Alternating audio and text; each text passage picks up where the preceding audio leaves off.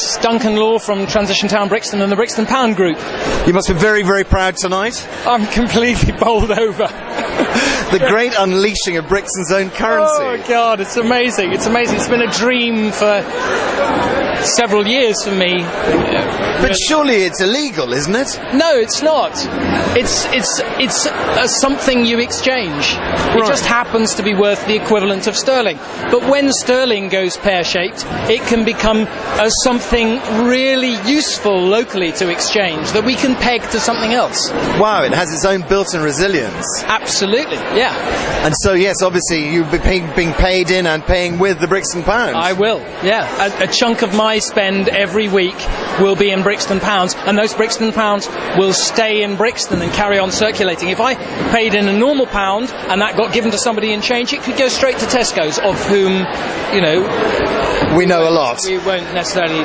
But why would you not want to go to a big chain like that? What's the fundamental bottom line? Well, 90% of it then just escapes out from Brixton because they have very long supply chains, they have a very expensive corporation to run, they pay very few local staff, they do a very staff lean operation, and they are not responsive to local need other than in a purely mechanical, reward card way.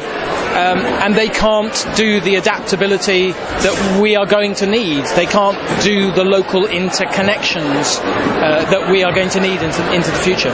So you're trapping the money in the economy? Absolutely. That's a very good way of referring to it. Fantastic. Yeah. And lastly, about the notes. Tell us, who's on the notes? Well, Olive Morris is on number one, who was a local black activist, radical lady. Okay. As you can see with her megaphone. Yes. Who died sadly young.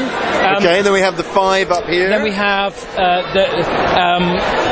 James Lovelock, who is the inventor of the Gaia theory, the idea that, in fact, all of Earth's systems are a sort of self-regulating, interconnected single system, really, and if you can't interfere with anything, with any part of it, without it discombobulating the whole. A Brixtonian, obviously? Yes, yeah, in his early years. Down here? Delighted to be on the pounds, absolutely. Excellent, wonderful, yes. Here we have CLR James, who is also a radical and cricket writer. Oh, right. So a wonderful Brixton combination, about whom I'm afraid I know less than I should. Right. And Vincent van Gogh, who... Vincent van Gogh? Yes, who lived in Brixton. Who lived in Brixton? Who lived in Brixton, yeah. Fantastic. Yes. Do you think we'll find John Major on a £50 note? I somehow doubt it, but if John Major had a conversion of sorts, then maybe, if John Major came out and said, localisation is where it's at, transition is what we have to be doing. But for all the Conservative parties, great words, and they are leading the argument in areas, and they have, galvanised a lot of stuff over the last few years. They can't understand that the changes we're asking for completely undermine the system that they promote. Capitalism, the growth economy, more correctly, is a physical impossibility. So we really should be looking around for alternatives. And the resilience economy, the need economy, the interconnected local economy is the economy of the future. It's inevitable.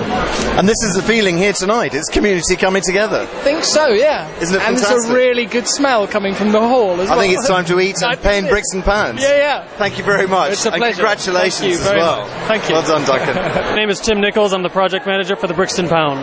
You must be very proud tonight. This is exciting. I mean, obviously, as I said on stage, we've had a vision to kind of create this new currency for Brixton, and now it's coming true. So it's amazing. A culmination of how much work and how long has it taken?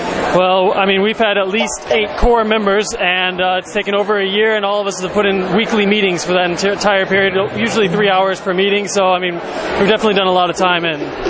Fantastic. And I was just saying to Duncan, surely what you're doing is illegal. No, not even close, actually. I mean, it's just they're investing in, it's like a voucher, I mean, they're buying something that they can then spend at these businesses that accept it. Anything can be used as money as long as the businesses will take it. And it's a beautiful looking piece of currency as well. Yeah, it is a very beautiful looking piece of currency. We had a lot of research done. We had great designers. We had great local artists that wanted to contribute, so it was good. And how is it secure? Well, we have 9 high security features that are immediately available, and then 10 others built in that the businesses know about.